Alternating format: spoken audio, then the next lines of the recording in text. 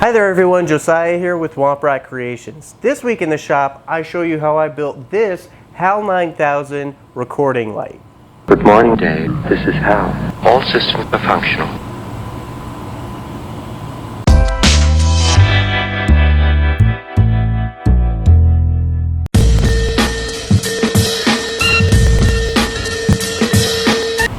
Alright guys, I lied.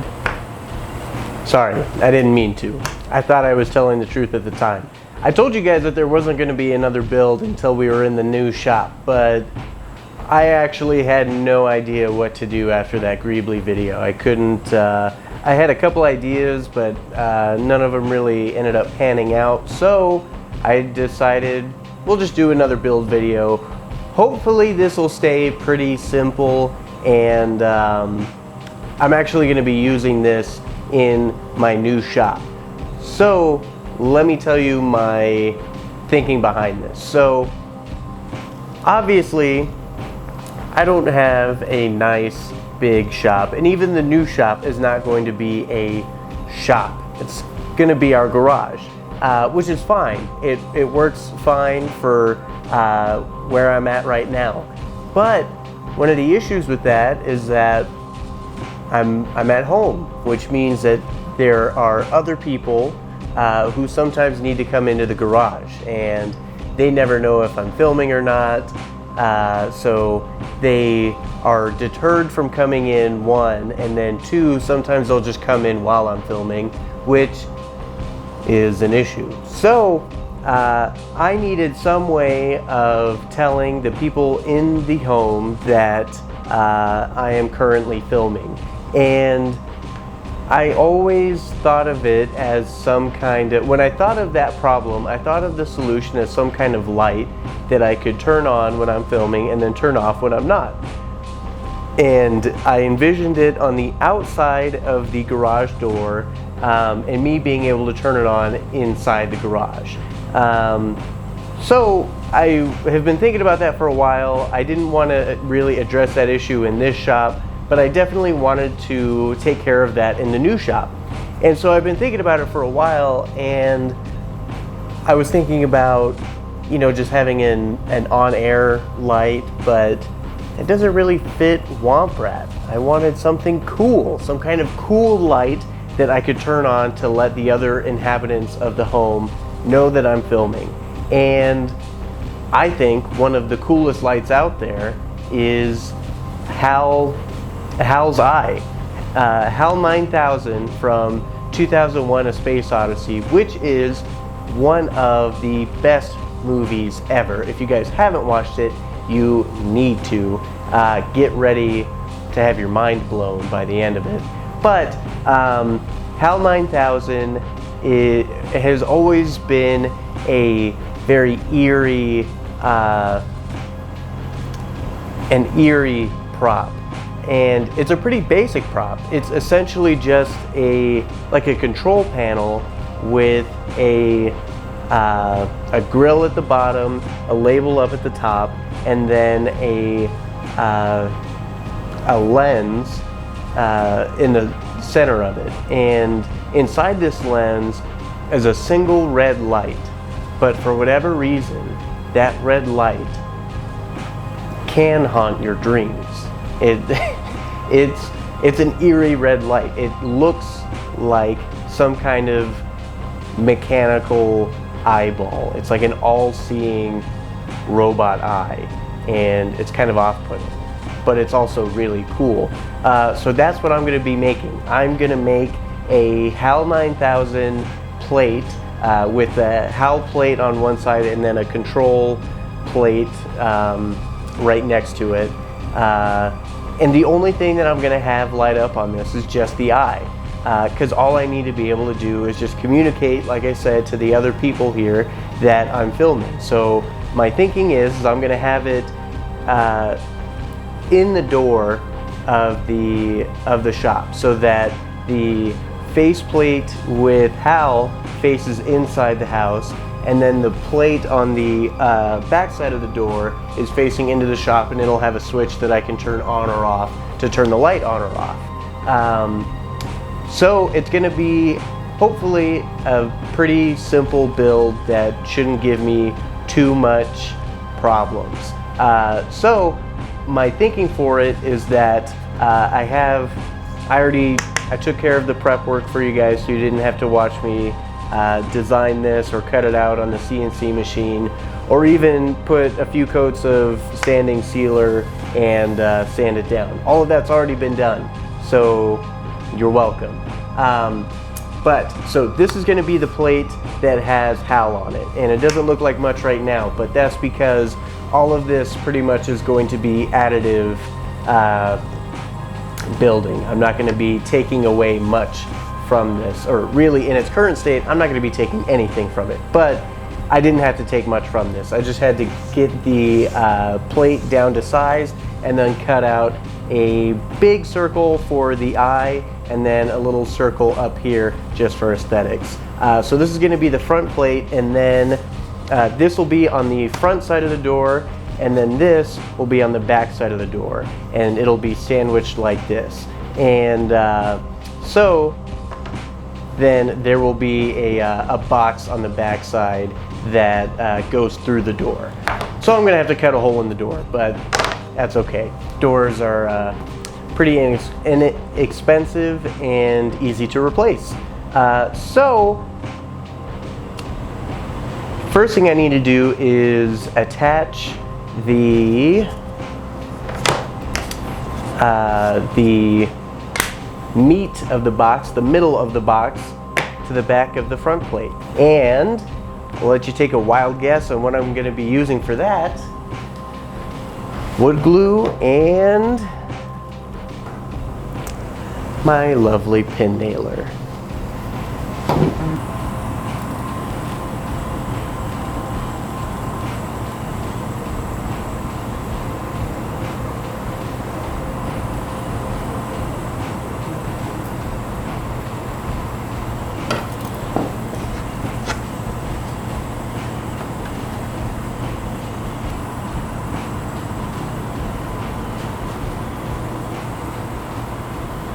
Okay, so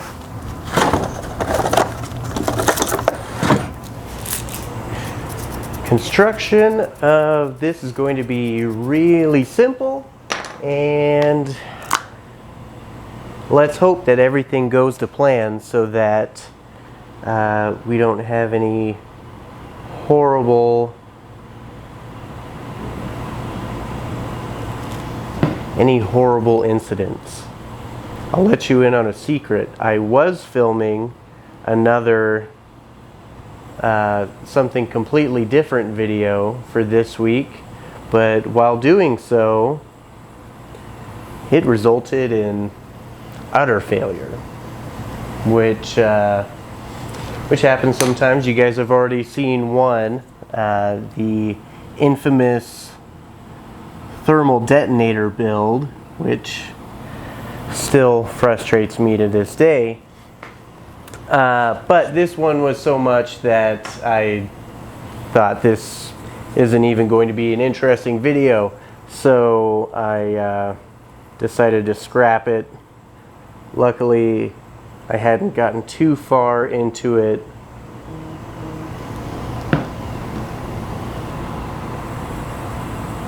But yeah, I kind of panicked after that, and because I didn't have anything else planned that I could action upon right away, and I want to take advantage of this time right before I move to get ahead so that you guys are continuing to get videos while I'm moving.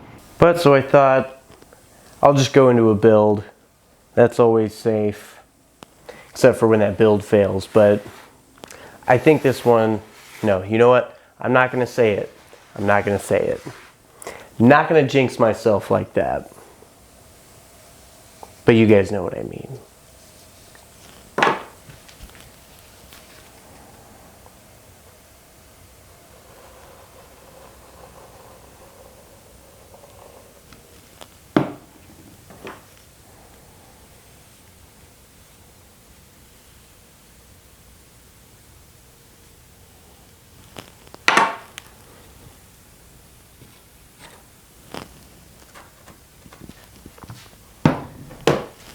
let's get to pinning.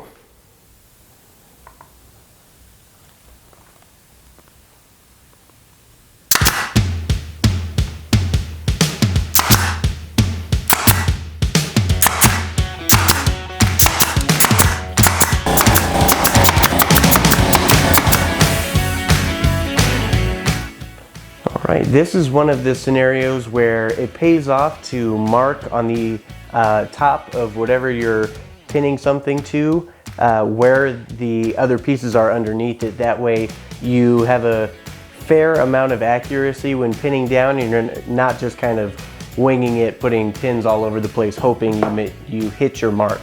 Gosh, I'm having problems talking today. Oh my goodness. Oh, thought there was no blow-throughs. There's one. But that's not bad. That's not bad.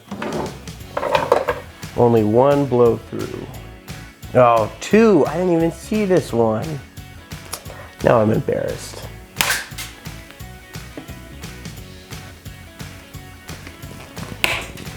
Over here bragging about only having one.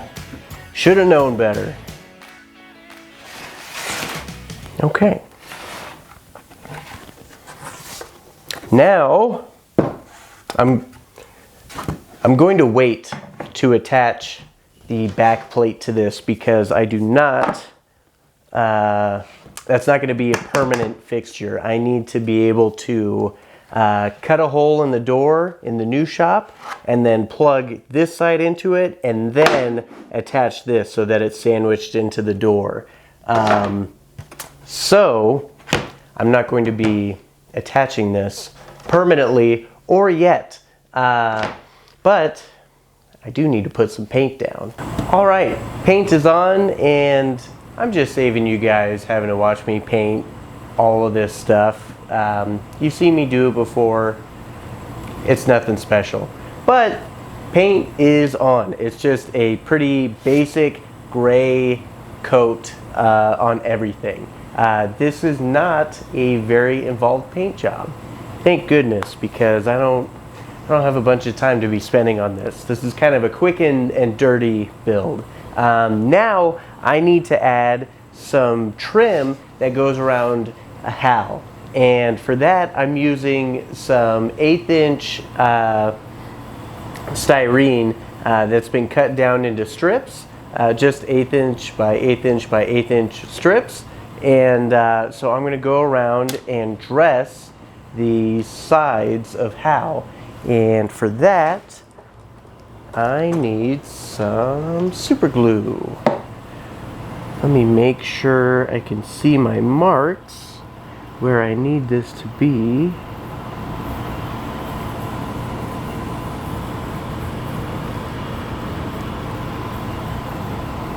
Yeah, looks good. All right. Let's see if I can get this down without messing it up. This is, I don't like having to glue down long pieces because along the way it can wander, but we're going to do our best here.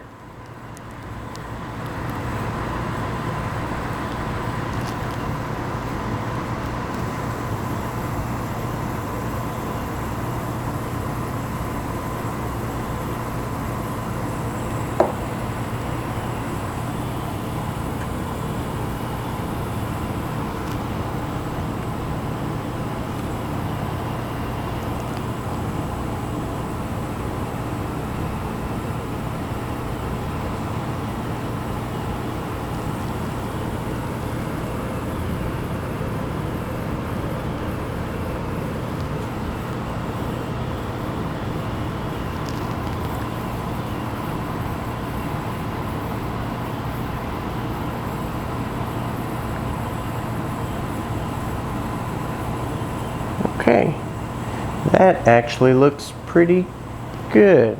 Yeah, pretty straight. All right, other side, and then we can start going up the middle. Okay, there's my marks.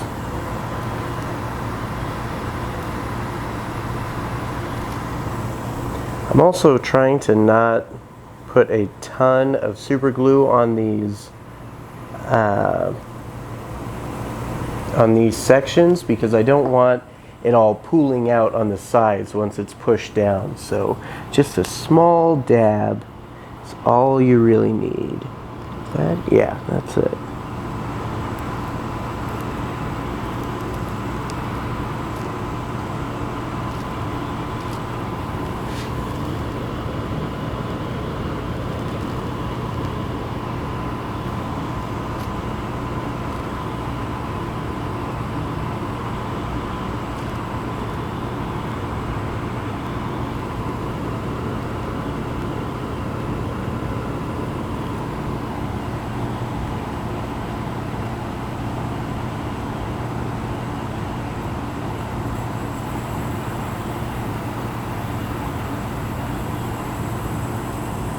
Okay.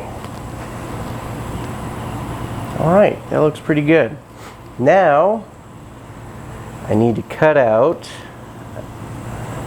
a section to go in between on the bottom and the top. And I wanted to wait to do this because no matter how carefully you measure, it's best to do these kinds of measurements against the actual thing.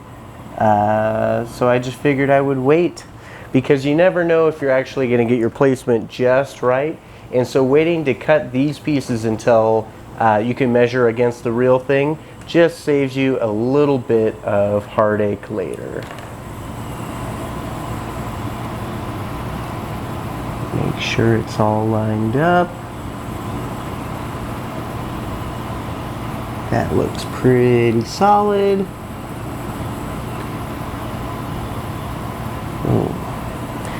So I just pressed my X-Acto blade in a little bit, and then boom, wonderful styrene just snaps apart.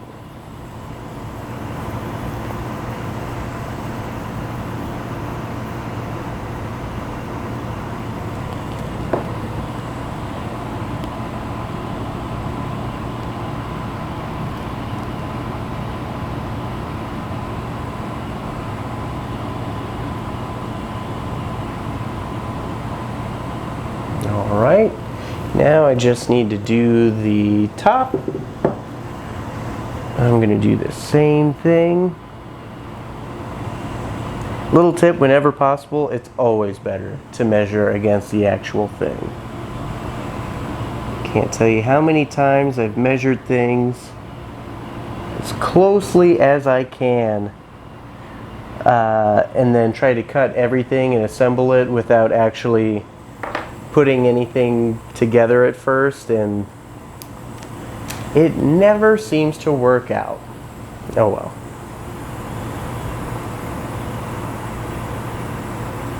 You live and you learn.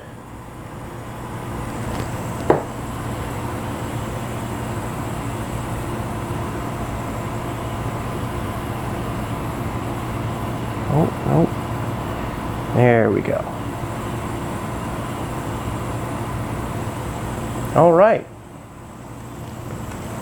There is the outline of HAL. And this is already, I mean, it's still not very impressive, but it's slightly more impressive than just a gray box with a hole in it, right? What do I need to do next?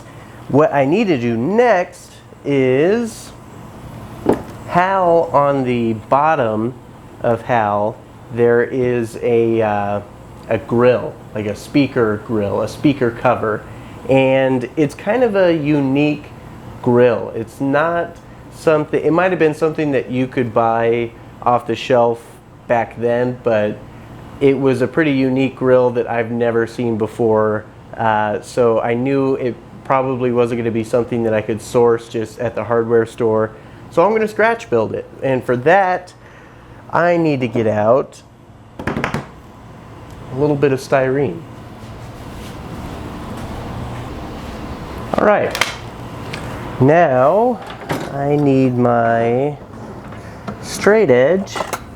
And I know I told you guys before that I like using a metal ruler for cutting with a X-Acto knife so I don't cut into it, but I used my metal ruler somewhere else and haven't brought it back to the shop, so I don't have it. So I have to use my plastic one and just try to be really careful.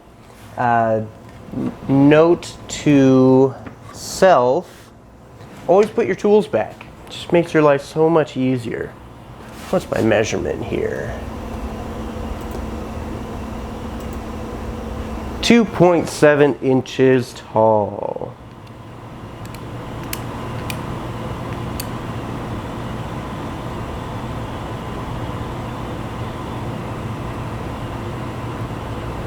Wait, yeah, 2.7, not 2.07. See, that's how mistakes are made. Always double check. Okay.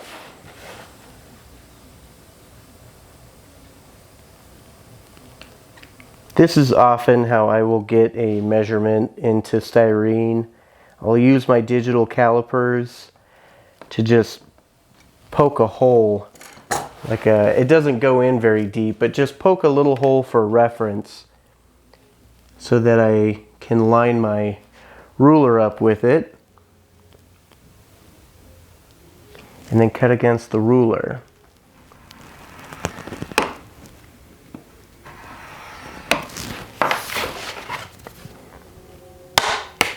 All right, that's how tall it needs to be. Now, how wide does it need to be? It needs to go to, I need a pencil.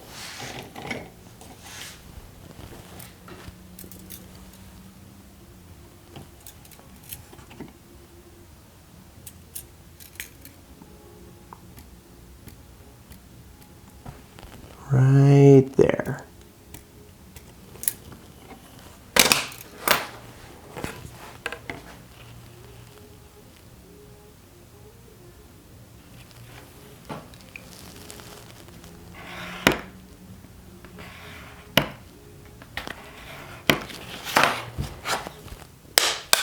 All right. This is going to be my grill. It's not very impressive right now, but oh yes, that fits perfectly.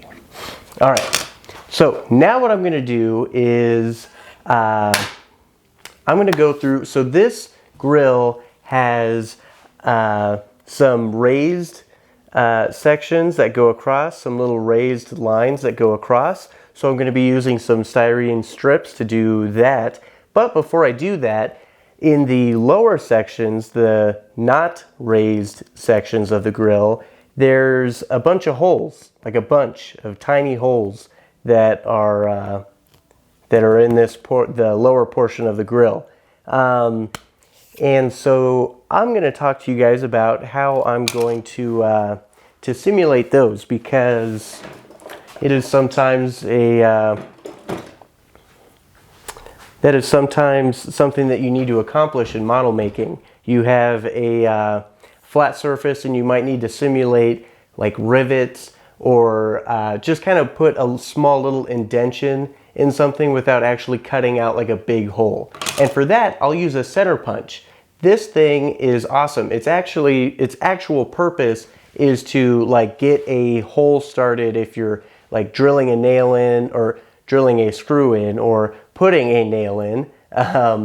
But these are awesome. They're spring loaded, and this one you can actually adjust the amount of tension that the spring is on, but you basically just put it on your work surface, press down, and it punches a hole into whatever you're doing. So I actually need to turn that down a bit because that was pretty hard. And yes, I have been mistreating my workbench quite a bit over the last few videos.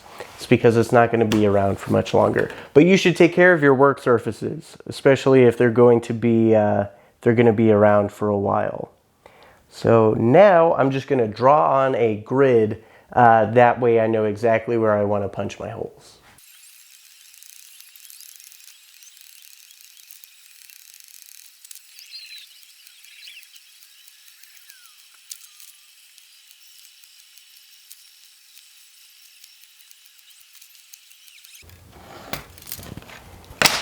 Whew. I might have made my grid a little small, so I'm gonna punch every other hole. Hopefully it works out. It should.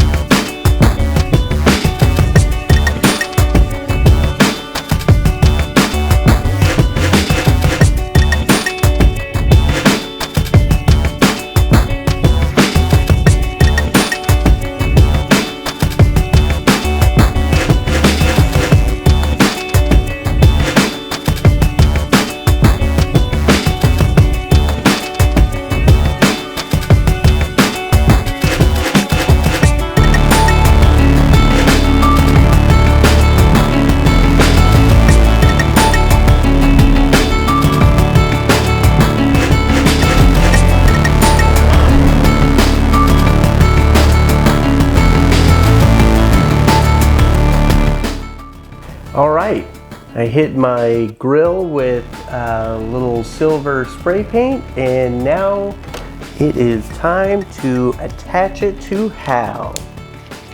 I'm just going to use my handy dandy super glue.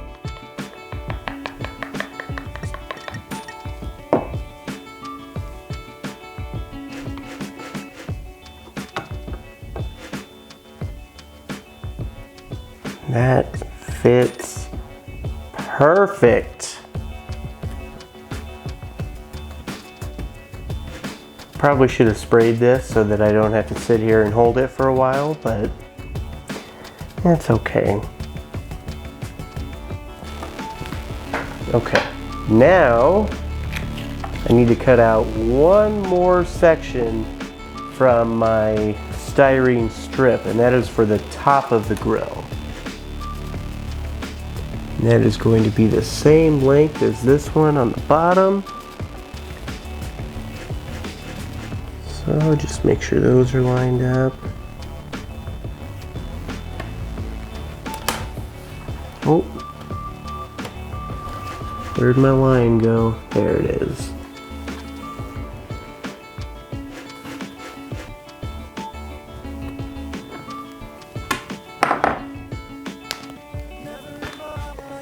Just double check. Perfect.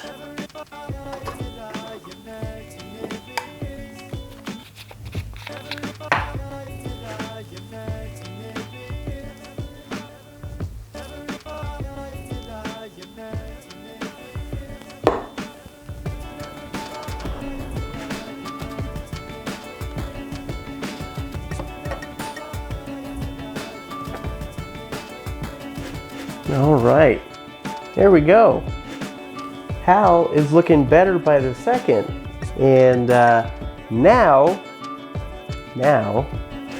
I need, let's see, what do I want to do next? What do I want to do next? What is the order of operation here? I want to just hurry up and finish up Hal, but should I do some stuff over here first?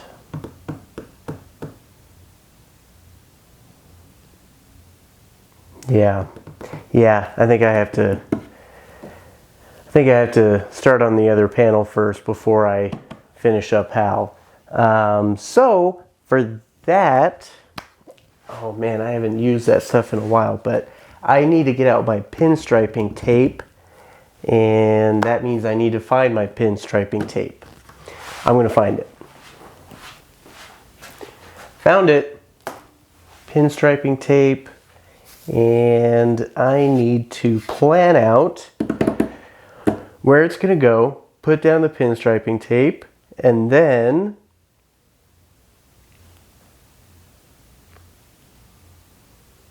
And then I will go ahead and, yeah, lay this out, put on the pinstriping tape, add some buttons, and then some vinyl.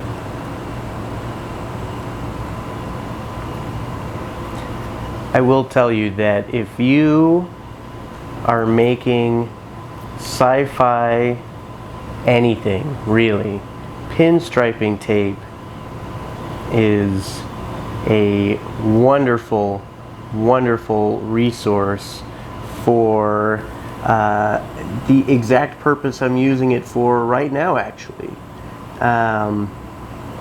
These lines on control panels that kind of delineate different panels on one thing, pinstriping tape is perfect. It goes down just like regular tape, but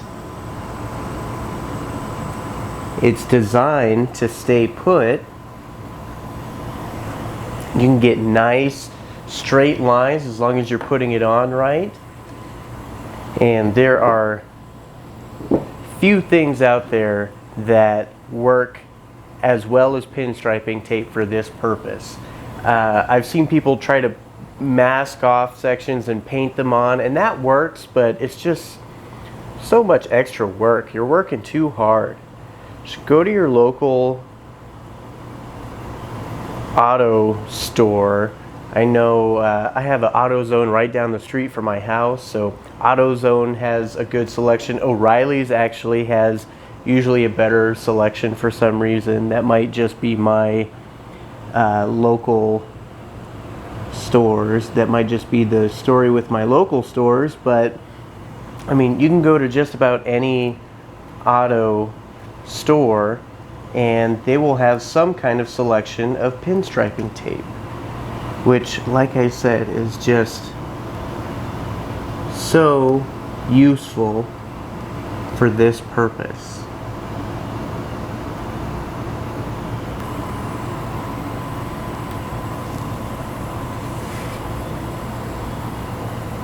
But a little suggestion, as you work, you will start to accumulate a lot of the paper backing to the tape. Just cut it off when it starts to get a little long. Save yourself the trouble. It can start getting tangled up in the tape and into your work, and it's a pain when that happens. Just cut it off every couple times you use it so you don't have to deal with it. And I try to keep a selection of different colors. This is white, which is usually the color that I need, but I also have some red, some silver, some black. Just keeping a good selection of this stuff is really easy to stay on top of, and oh man, does it come in handy. There's also varying degrees of thicknesses and all kinds of things. So this is just an easy stock to have around, and they're cheap. I think, I don't even know, it's like a couple bucks for a roll, and they'll last you a while depending on how much you're using it for. And in a pinch, because the tape is some kind of rubber silicone tape, it stretches, and you can actually use this really well for masking around curves. I've done that before. Just be careful not to leave it on too long, because like I said, this stuff is designed to stick permanently. So if you take it off shortly after, it's usually fine, but if you leave it on too long, it can permanently stick to whatever you're working on, and it can rip up the paint that's underneath if you're dealing with a situation like that. So it is best to put it on last and take it off first if you're using it in that context.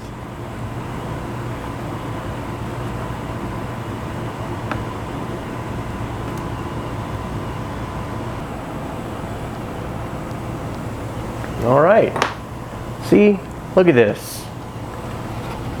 Wonderful straight lines, gives a very professional look, and doesn't take very long at all.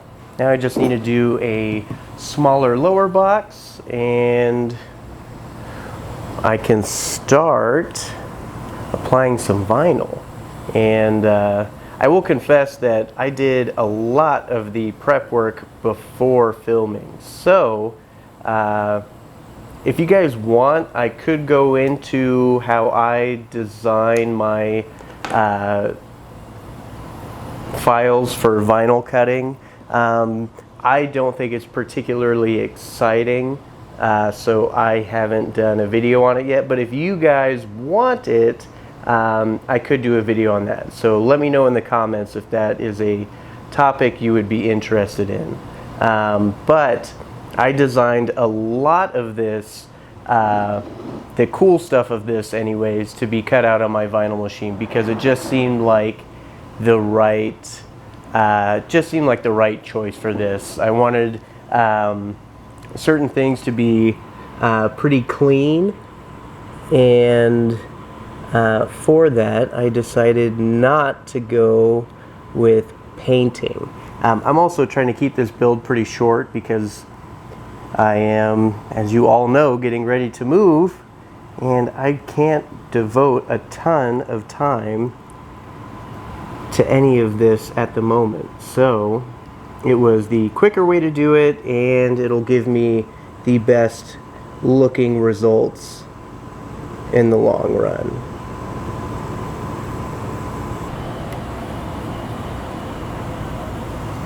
Okay, I have my lines put in, and now it's time for some vinyl. Alright, so I told you guys that my vinyl cutting is a little involved on this project because I didn't want to paint all of the instrument panels and stuff like that. So this is a couple layers of different vinyls stacked on top of each other. So obviously I had the black on the bottom, then the red, and then I used a pearl vinyl for the words and the some of the instrument lines and stuff like that. So now this I'm actually really happy with the way this came out. Some of the smaller letters on the buttons, or not buttons, but some of the smaller letters down here, because they were so small, they had a hard time coming up with the transfer tape. So some of them are a little wonky, but nothing too crazy. I'm pretty satisfied with this. So now I need to get my transfer tape, put it over the top, peel the paper backing off of this, and then place it onto my my control panel. And this, a vinyl cutter is not necessary, but it's a great way to add just a more polished, professional look to your stuff. I definitely don't use it for every build, but there's a lot of builds that just stuff that I might not have added to a particular piece for whatever reason, just because it might be too difficult to manage without the vinyl cutter. It just allows me the freedom to do those things, like this instrument panel. I would have, if I didn't have the vinyl cutter, I would have gone with a much simpler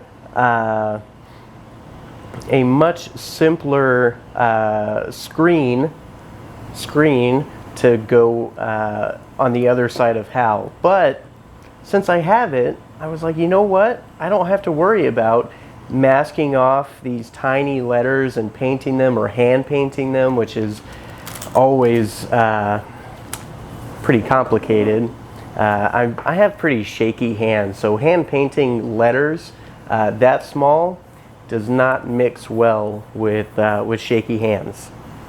So having the vinyl cutter around just allows me the opportunity to do more things like this, but it is not necessary. So if you don't have one, or you don't foresee yourself using it enough, if you did have one, you don't need it.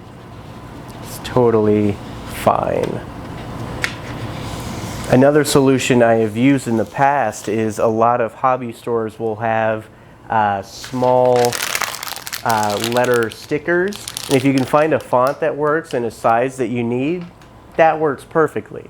It's essentially just buying a pre-cut out vinyl thing, but a lot of times the adhesives on those aren't great. So if you can, try to find some with like a permanent adhesive. All right, let's see. All right, let's see if I can line this up well enough, because that is something that I am not great at.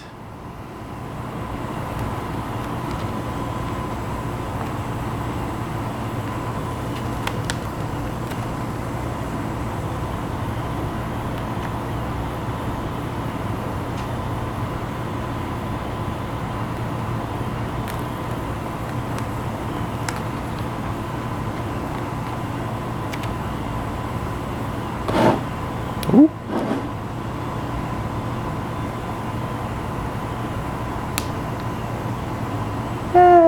It's pretty good. Not perfect, but pretty good. Good enough for my purposes anyways. Now I'll just take up the transfer tape and hope none of these top layers of vinyl come off with it.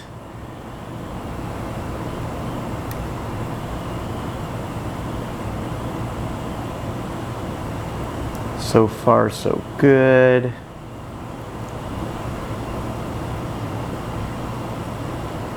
It's these smaller letters that I'm really worried about.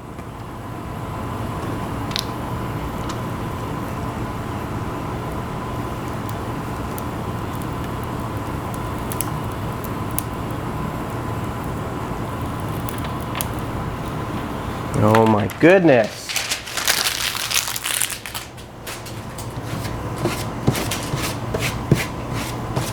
Look at that.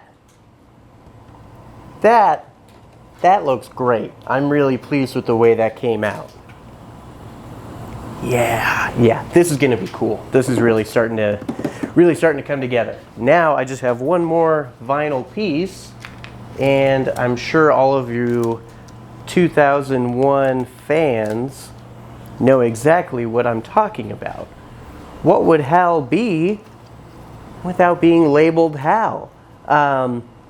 This color, I'm actually not sure what color this is, but I was looking for a vinyl that I hoped would be close to the blue of the Hal label, and like I said, I don't remember what color this actually is, like what the name of the color is, but man, this is like spot on as far as I can tell. So I just used that blue, the black vinyl, and then the pearl for the actual words. So that just needs to be centered at the top. So I need to cut out a piece of transfer tape.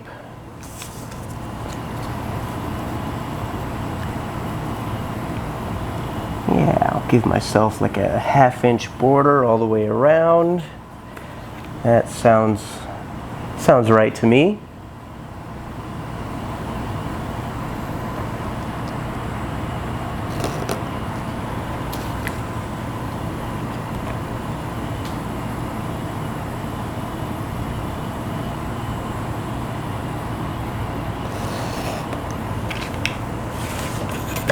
All right.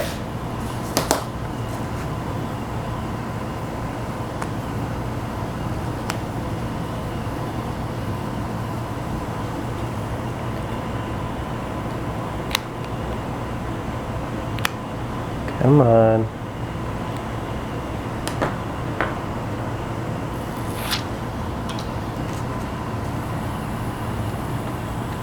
I actually don't want too much hanging off of the top of this because I want to be able to get it pretty close to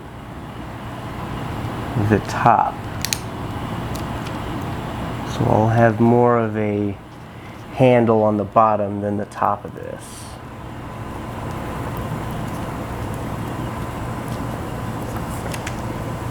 All right.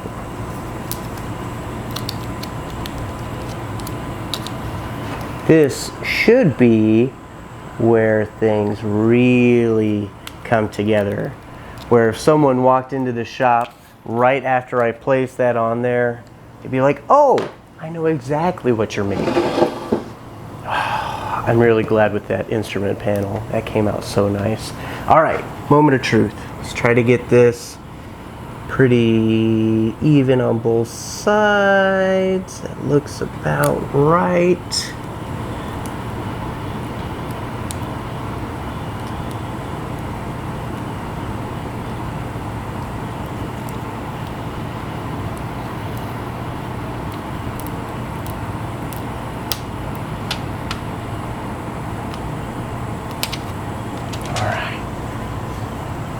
Let's see. Whoo, that is looking good. Look at that. Whew, that is starting to look like Hal. Now, what else do I need to do? Now, I'm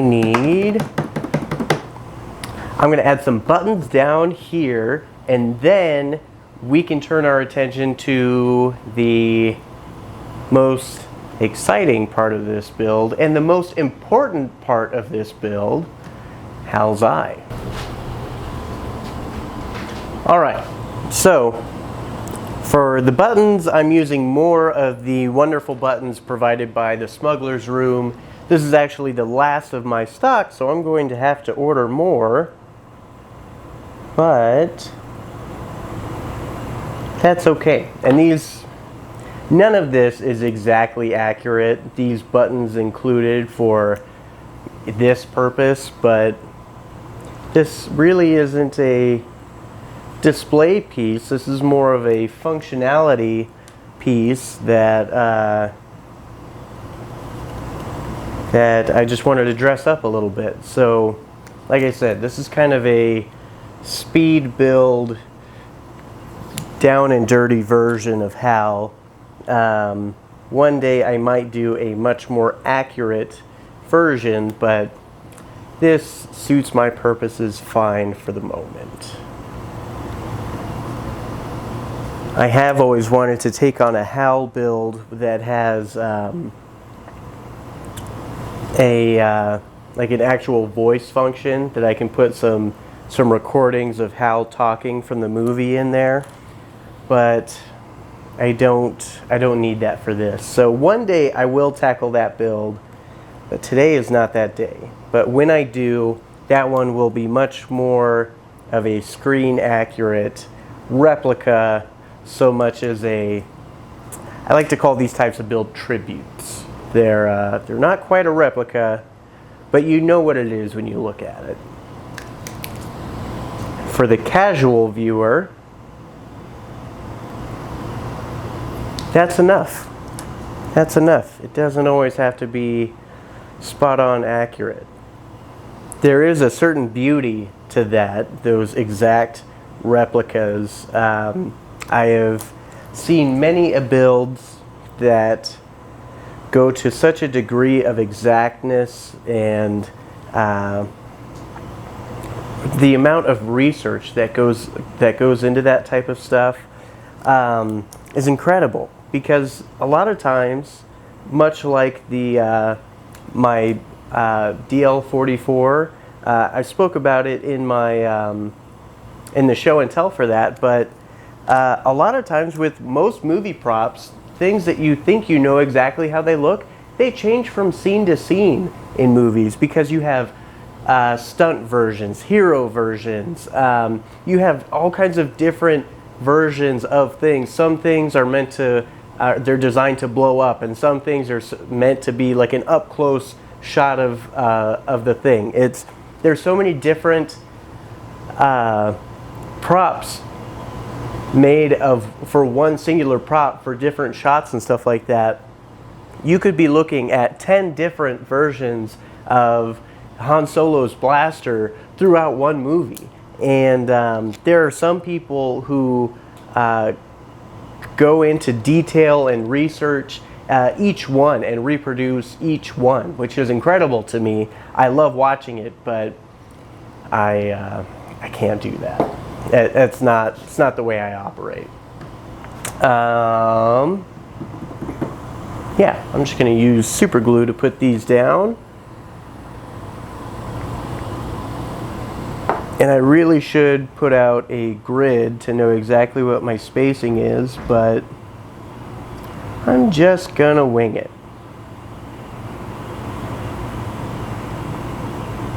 And like I said, these buttons are not accurate. So all you 2001 fans out there, don't yell at me. I know.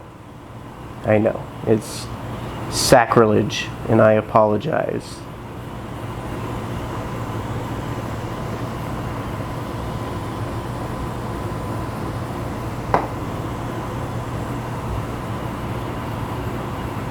Last one.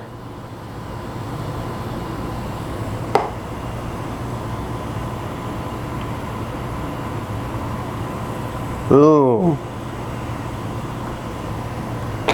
Oh, this is looking good. Let me show you guys. Boom. Look at that. That is looking really nice. And yes, I forgot to show you guys one of the vinyl pieces I put down. It's just a C1 that was on the, it's on the original panel that I'm not recreating, but referencing. And I'm assuming it's Control 1 or something like that. I don't know. It was on the reference picture that I saw, so I decided to put it on there. Now, like I said, the most important and most exciting part of this build, Hal's Eye. And for that, I have something planned that should hopefully work out really cool. It's right over here. All right, so for the original Hal for the movie 2001: A Space Odyssey, they used a behind Hal's eye. So Hal's eye in the movie, you see a like a glass dome on top of it, and there's a small red light behind it. And they were able to create this really cool effect of like a really off-putting, all-seeing, omniscient eye. That's really cool and well done. And the way they did that is they took a fisheye 8mm Nikon lens behind it and put the light through the back end of it. And I don't have a fisheye Nikon 8mm lens because, like so many things that are used in really popular props like this, they're gone. They're hard to find, and the ones that are out there are super expensive. If you want proof of that, look for a Graflex flash cell. It's ridiculous. But I do have this fisheye ultra wide lens that I got off of a run on eBay. So it fits none of my cameras, but I didn't buy it for that. I bought it for, not this specifically, but as a greebly. I got a lot of like, I think 10 lenses. They're just random different lenses. This just happened to be about the right diameter, and it was a wide angle lens. So it'll give the same effect for the most part. It won't be spot on, but it'll work. I designed a small little holder for the LED to attach to the back of the lens, and that is just a ring that will go around the ring on the back end of this, and then a circle with a hole in the middle that is the same diameter as my LED. So this will attach to the back of the lens, and then my LED will be able to sit right in the center and put its light through here. Then I can just put this into the hole, have it flush with the hole right here, and then attach my glass dome. And I know this is a little tall for Hal's eye, but it's a tribute. We're not recreating. We're not doing a replica. So I need, yeah, I'm going to need that. I need my spray. So I am going to attach this on there.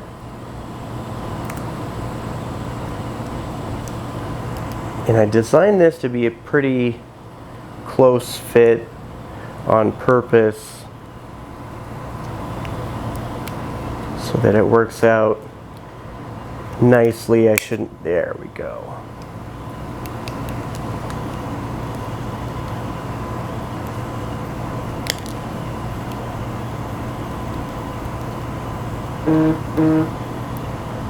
Okay, now I can attach the LED holder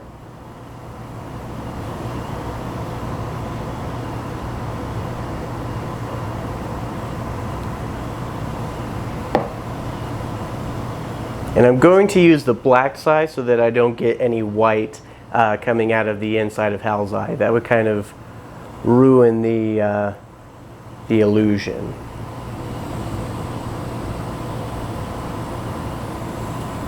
Okay, while that is setting up, I need to turn my attention to the one and only electronic that I am using in this, the red LED.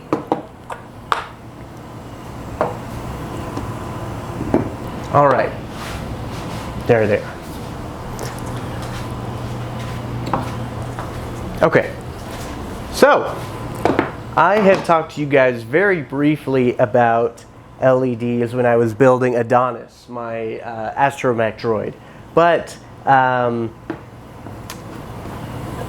this is much more of a simple circuit, so I figured I would go through it again with you guys a little more in-depth as I'm doing it. So because I'm only wiring one LED to one battery pack, this is super straightforward. So I buy all of my LEDs to be 9 volt to 12 volt powered, so that this can be either powered with a 9 volt battery or I can plug it into a wall socket. But for this I'm just going to be using a single 9 volt battery. So I have this red LED that is pre-wired. Sometimes you can buy LEDs without the wires coming down. They just have two small metal rods that come out of here, that one is negative and one is positive. And then you can wire those. But I don't like doing that, so I buy all mine pre-wired, so it just makes it a little easier on me. Then I have a small battery box that has a switch on and off on the back, and it's meant for one 9 volt battery, and it has a positive and negative cable coming out of the top. I think I bought a pack of 3 or 5 of these off of Amazon for pretty cheap, so I think this is my second to last one, so I obviously need to restock on a couple things. But let's get into this. This is going to be just about the simplest thing that you can do with electronics. By the way, if this is your first time working with electronics or anything, I mean, you're not going to cause yourself much harm if you mess something up on this, but you should still do more research. I am not an electrician. I don't know what I'm doing, so don't listen to me. But I'm going to use my wire stripper to remove a section of all 4 wires so that I have a little more of the exposed wire to work with.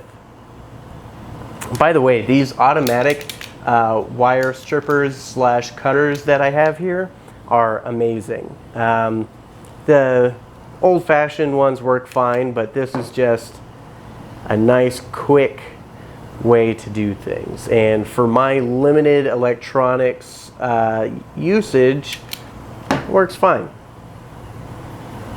All right, so now all you're going to do is take the double check with the manufacturer of your LEDs and your battery pack, but I can say with some degree of confidence that most of the time the black wire is negative and the red wire is positive. Now, for my LEDs, the different colors have a different color for each of the positive wires. So like my orange LEDs, the positive wire is orange, or the green ones, it's green. Doesn't matter. Black is almost always negative, and that means whatever the other one is positive. Like I said, double check with whoever you buy your electronics from, but you'll be pretty safe with that bet.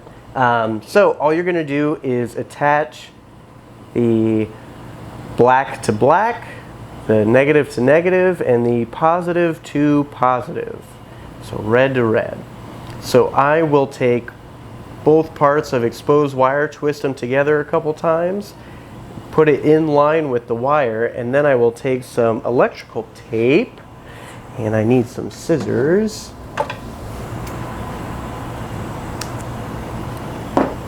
and cover it around it, around the wire and the exposed wire. You want to make sure that all of the exposed wire is covered, because if you have some exposed wire on the negative and some exposed wire on the positive, and they touch inside of there at some point, you're going to have some bad stuff happen. So make sure that there is no exposed wire throughout, just to minimize. It's not necessarily going to be bad stuff, but why take the risk, right? Just cover it completely. It helps hold it together anyways. Boom, just like that. It's fairly clean, and now I'm just going to do the same thing with the positive. And it's also important to mention, I'm not doing this with the battery plugged in. Don't work on wiring with power connected to what you're working on. Just unplug it, or take the battery out, whatever power supply you're working with. It's so much. It's worth it to just take the extra time to completely remove the power source from it, so that you don't zap yourself. Like I said, a 9-volt battery, probably not going to cause you any lasting harm. But if you're working with anything bigger, man, you can do some damage.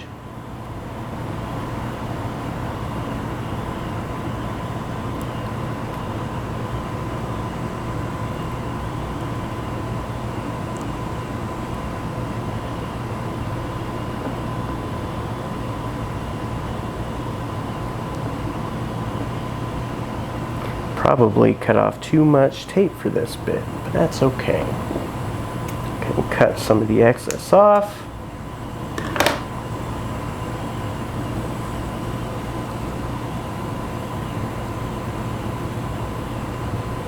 Boom.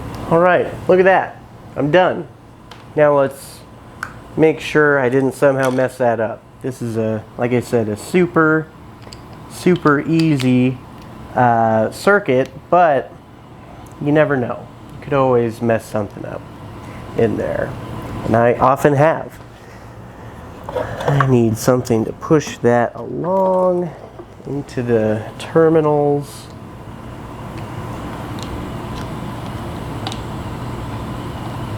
There. All right. Let's see if I mess this up. It works. It lights up. I didn't mess anything up. Nothing's on fire. It's a good day. Put the cover back on the battery pack. And now I can plug it into the back of Hal's eye. And I designed this to be a real close fit for this LED, so I don't even need to use any glue. That's in there, and it's not going anywhere. And now, ooh, that looks awesome. All right, let us install this into Hal.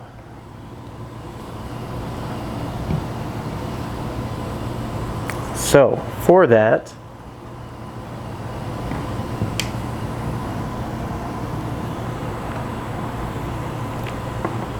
let's plug him in, and I want to make sure that that is relatively flush with the front.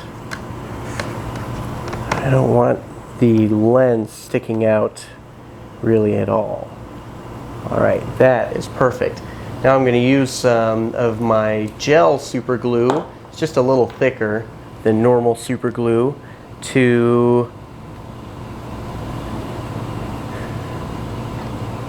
lock down the eye.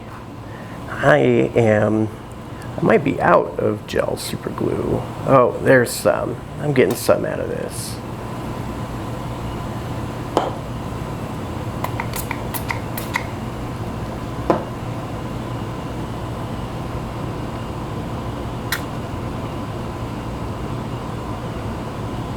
You can use regular super glue for stuff like this, but I wanted a little bit more hold on this because I really don't want the eye coming out. So regular super glue works, but this is the kind of application I like gel super glue for. It just gives you more surface area.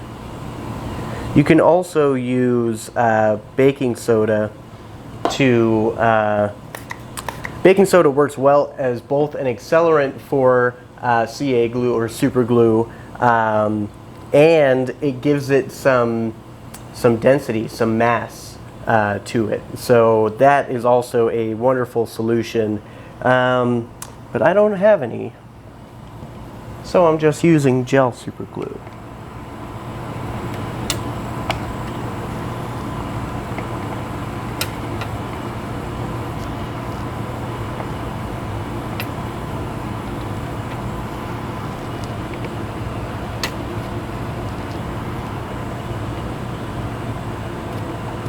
Come on, just need a little more out of you.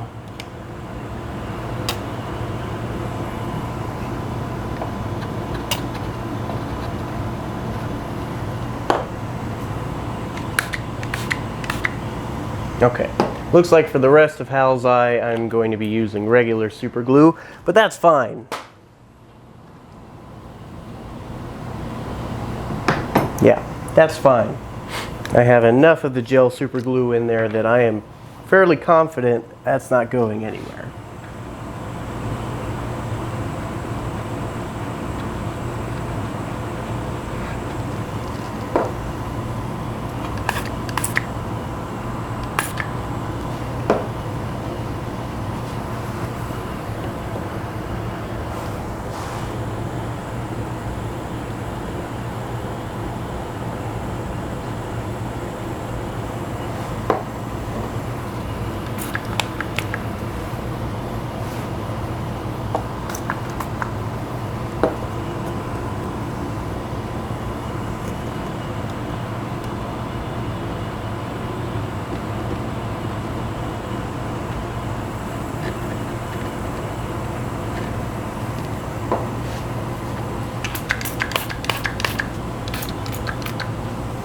All right.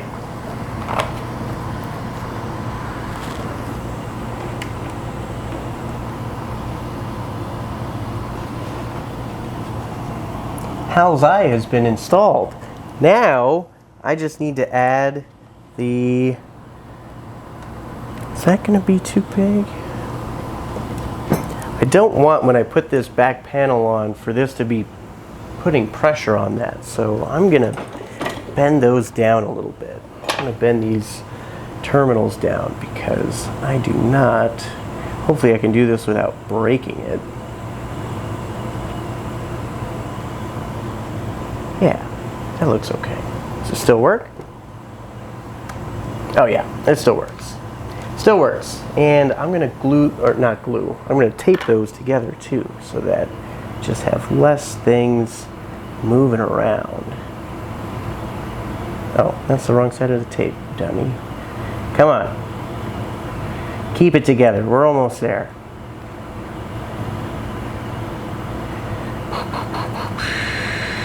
All right. Cool. All right, now Hal's eye has been installed, and that's already looking super cool. But now we have one more piece to attach. The last piece, kind of, for Hal's eye anyways. We need to put on the dome for around his eye. And for that, I am using this half a hemisphere that was originally intended as a half of a, like a Christmas ornament from Hobby Lobby. These things are awesome. I picked up a couple of these. They come in different sizes, and these are some of the most useful things that I have ever found, because hemispheres can be some of the hardest things to replicate in making. If you don't have like an actual setup to create hemispheres, especially clear ones, if you can find clear hemispheres, no matter what their intended purpose is, pick them up. I cannot tell you how many times I have needed a clear hemisphere for something, and I just figured I was out of luck because I didn't know of a resource that was good for that. But now that I found these at Hobby Lobby, man, my life has become so much easier. All right, I'm gonna let that sit and put my stuff away. All right, so for attaching the back plate to my HAL unit, I had to attach. Let me move these out of here so I can pick this up and show you guys. I should have done this before. I should have thought about how I was going to attach the back plate before painting everything and putting everything together. It would have made it a little easier, but that's okay. I added these little dowels, not dowels, but little strips of plywood in the corners, and then I drilled some holes in my back plate so that I can use 4 of my hex cap screws to secure this down to the actual unit. And then when I need to open this up to attach it to the door when I move into the new shop, or if I need to change out the battery, I can do so without having to rip this thing apart.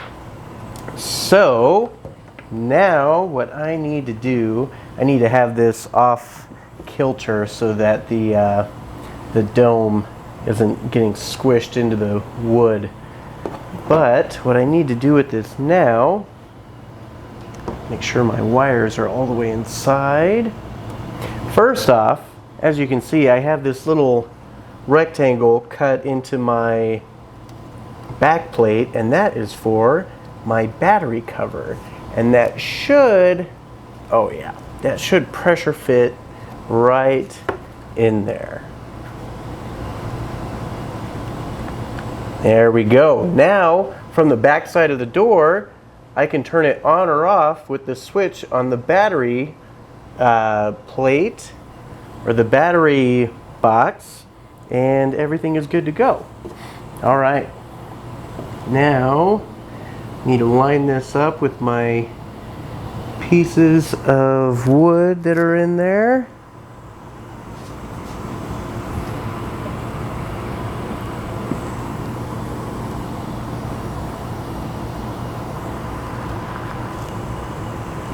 That looks,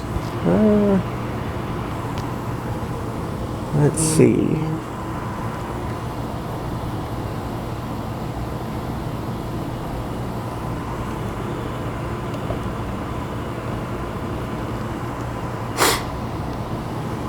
Okay, that is pretty solid. So, I'm going to take my drill.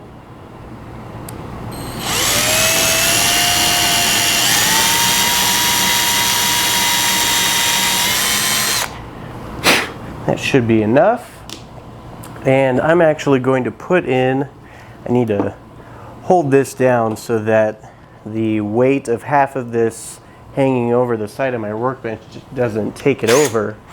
Now I'm going to go ahead and secure that one down so I don't have to worry about the whole thing moving. I'll know at least that one is lined up correctly.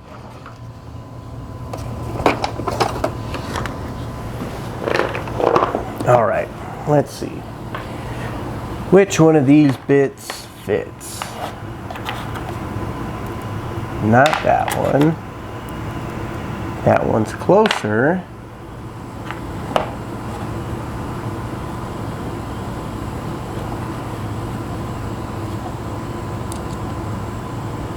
Far too big. Yeah, that one's a little small, but might be the closest fit I get. Let's see. Oh no, that's the one. That's the one.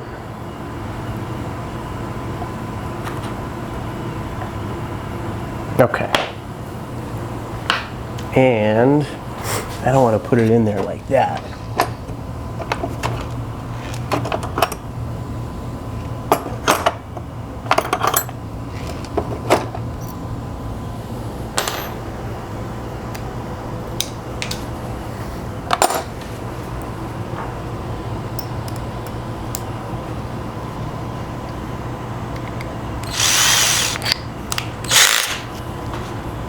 All right,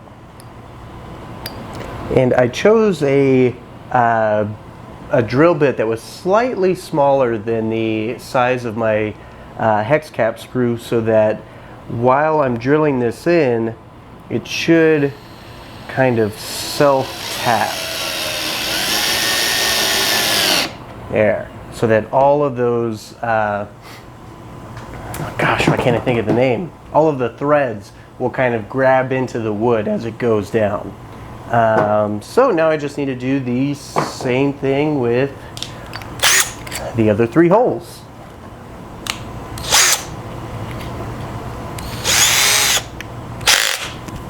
All right, guys, this is done. And for a quick down and dirty build, I really like the way this came out. Like I said, I'm just going to be using this to let the other people in my house know that I'm currently filming. But this is, I think, a really great solution for that. I have control of it from inside. I will have control of it from inside the shop, and it'll let the people on the outside of the shop know that I'm recording and to wait until the light goes off to come in. And because I only have one LED wire to this battery, it's not going to wear out too quickly. It should last a while, but I made the back removable so that I can go in and change the battery out when it does eventually die, and for installation in the new shop's door. Yeah, I think this came out really nicely, and like I said, this is not a replica, this is not accurate by any means, but for just a dressed up recording light is essentially all this is. I think it's great. I think it came out really nicely.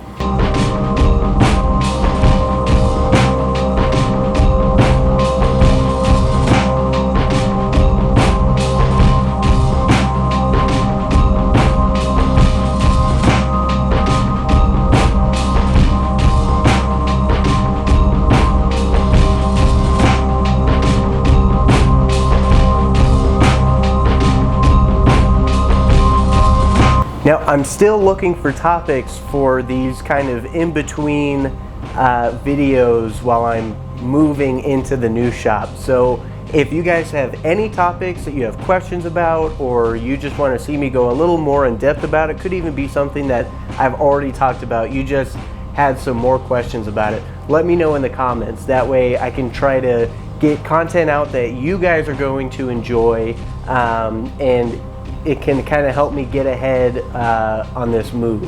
So thank you guys for all of your support as always. Make sure, if you haven't already, to hit the subscribe button.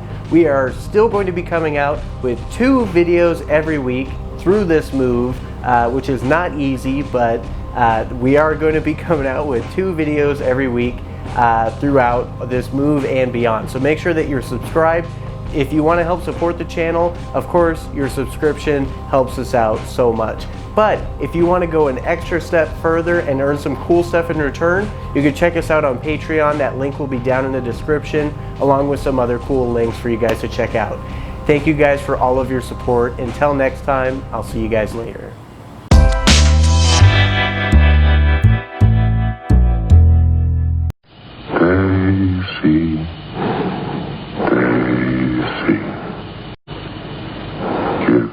your land.